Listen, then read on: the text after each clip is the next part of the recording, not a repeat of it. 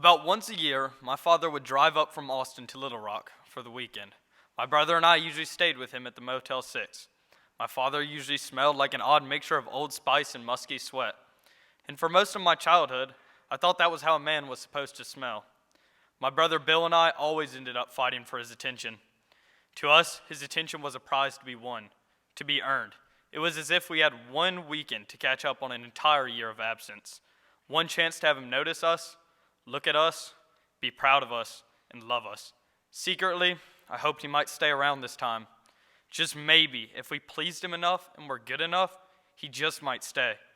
I remember once grabbing onto his ankles, hanging on for dear life as he walked out the front door, dragging me as I pleaded with him to stay.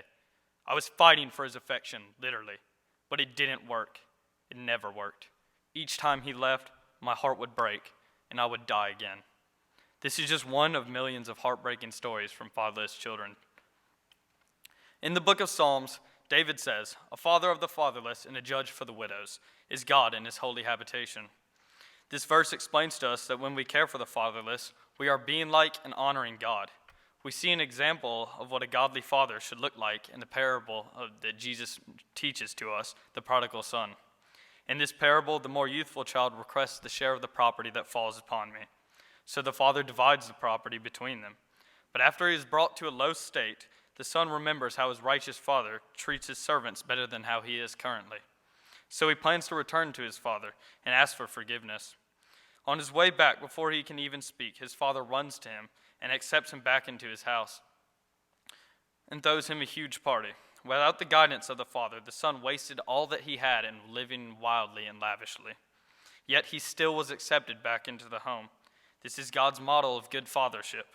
This story demonstrates that the responsibility of the father is to be a loving presence who is faithful to his children no matter what. However, it seems that fewer and fewer fathers are following this example today. This nation is kidding itself if it does not recognize the strong nuclear family is the fundamental foundation of society, that America in recent decades has been witnessing the dissolution of the family, and that this goes to the heart of so much that has gone wrong, says Jay Ambrose, op-ed columnist for Tribune News Service. Fatherlessness has plagued America for a long time, but it is now becoming increasingly clear that the disbanding of the family is the root of many of the problems we have today. From 1991 to 2007, the number of children with fathers in prison grew 79%. In 2014, 23.6% of children lived in a fatherless home. Today, fatherlessness affects upwards of 19.7 million children in the United States.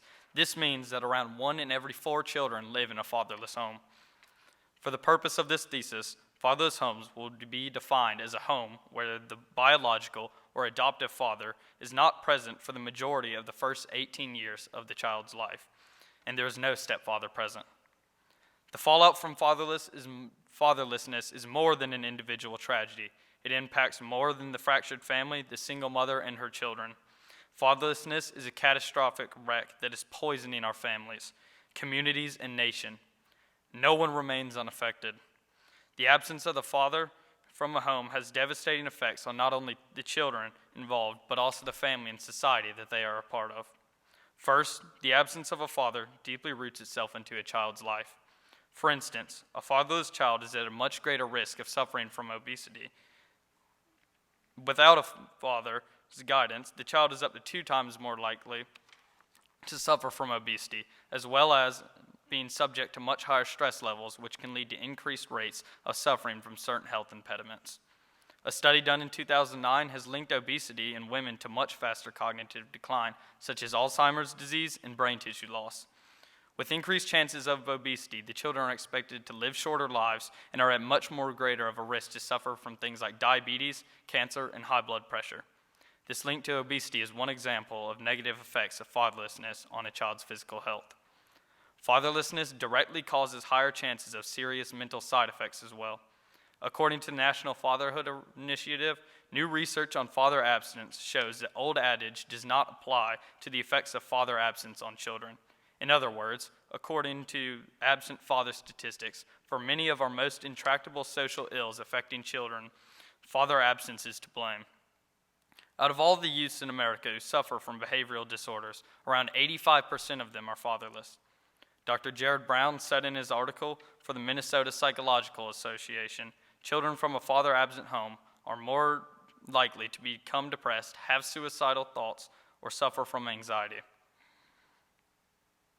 A study that followed a group of children from birth to age 3 showed that children born to a single mother exemplified higher levels of aggression than their peers with a father present in the home.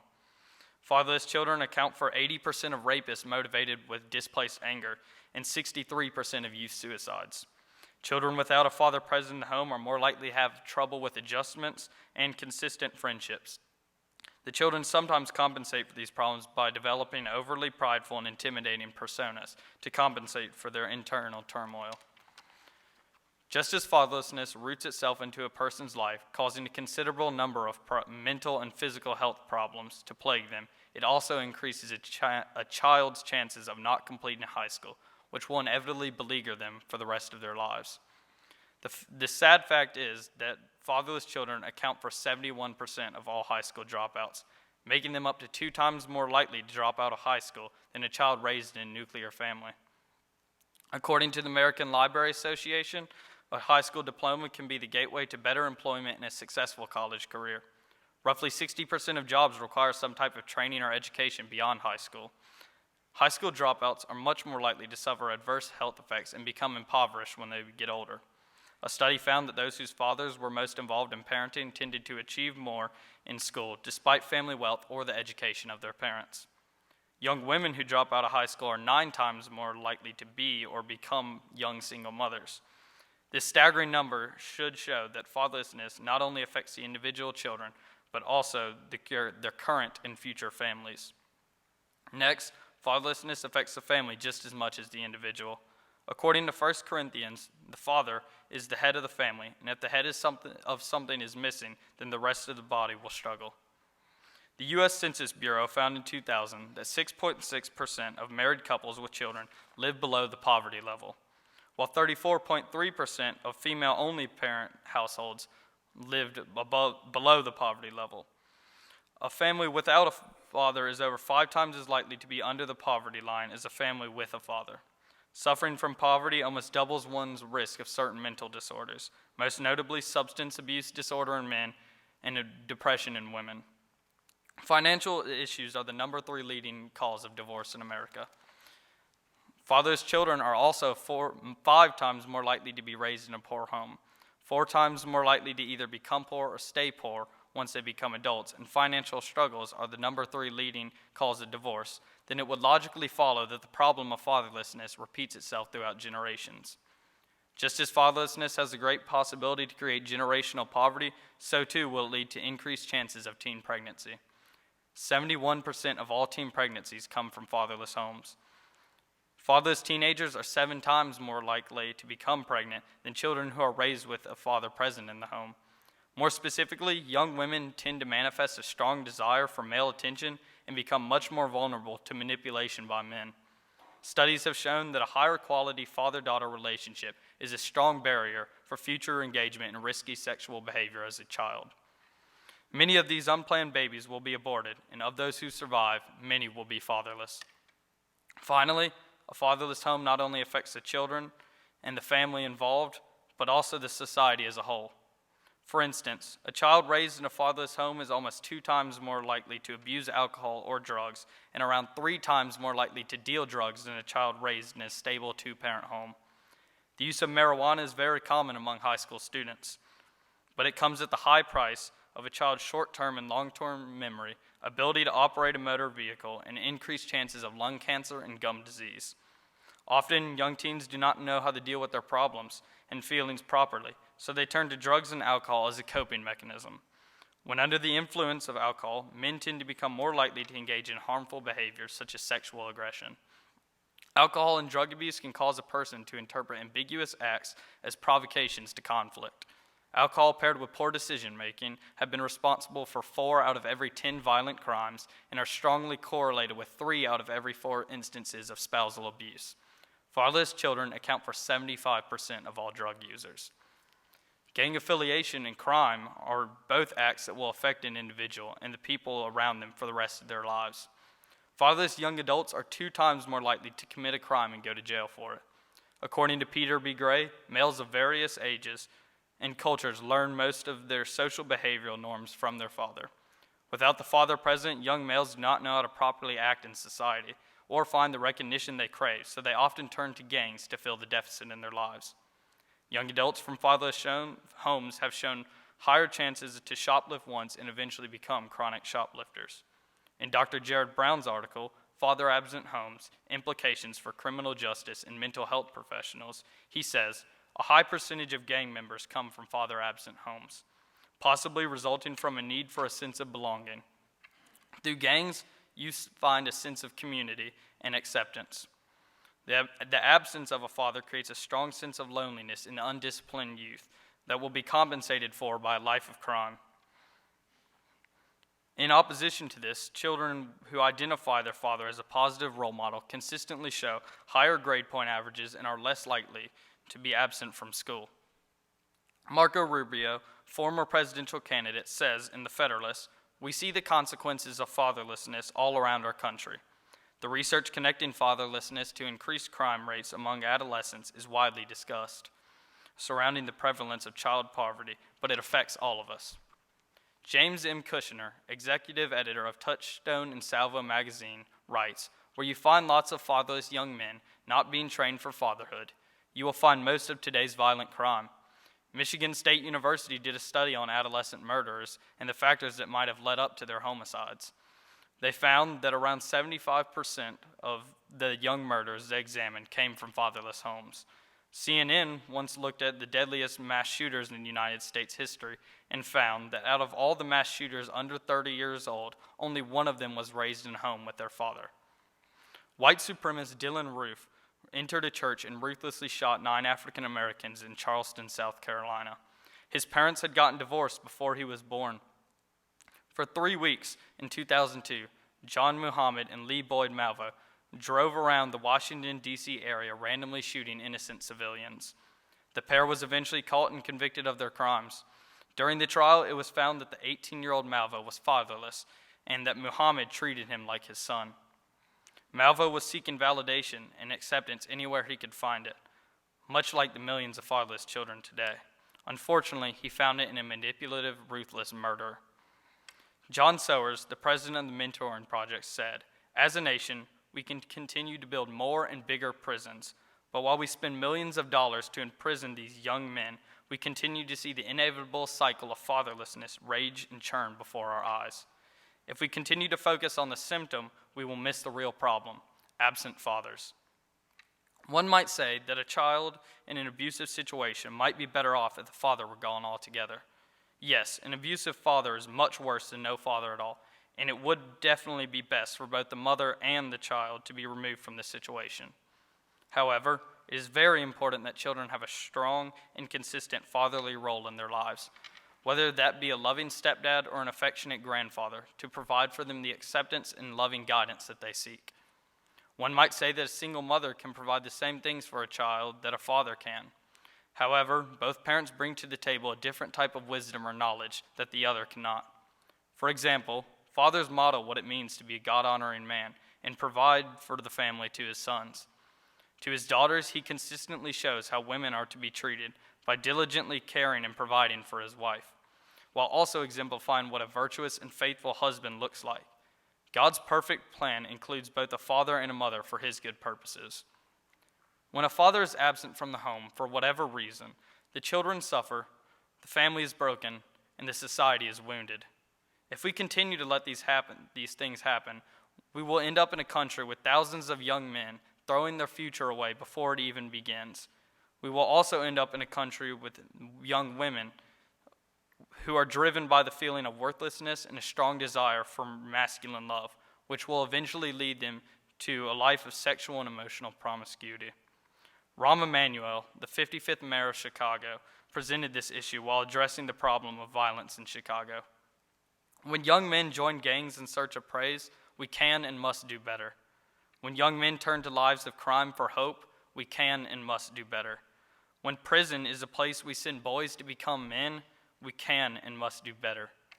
Many of these young men are dropouts. They do not have jobs. They do not have hope. They do not see a future. and many of them do not have positive role models in their lives. And the danger that we face today is that the gangs are serving as the role models, the mentors, and the families for these young men. As Mayor Rahm Emanuel says, we can and must do better. And the church must lead the way by sending godly and eligible young men to mentor the youth of America. Thank you.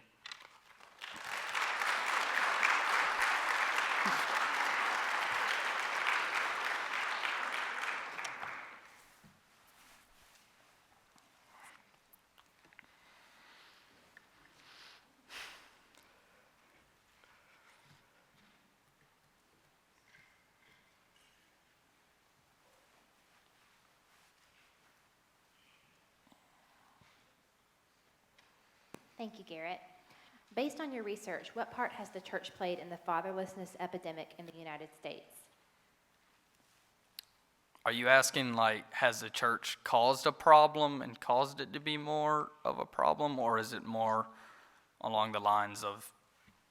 I guess what has the church played a part, or what role have they played, if any? Well, I wouldn't say it's directly the church's fault, but I think one of the main causes that we've seen, like, in the spike of fatherless homes in the recent, like, decades is that the absence of God in the community. Not everyone, obviously, but... like, the Bible teaches that we should have a stable family, you know, a man and a woman to be married and raise children, and that it really emphasizes the point of investing in your children. And in today's society, with the absence of God and trying to move religion and family and the state away from each other, you kind of lose that connection. And so the morals of today are just not really present, so it doesn't have that much of effect on people. What would you say to a new father who does not feel like he would be a fitting model for his child and desires to leave? Can you re-ask that question? Yeah. What would you say to a new father who does not feel like he would be a good role model for his children and desires to leave?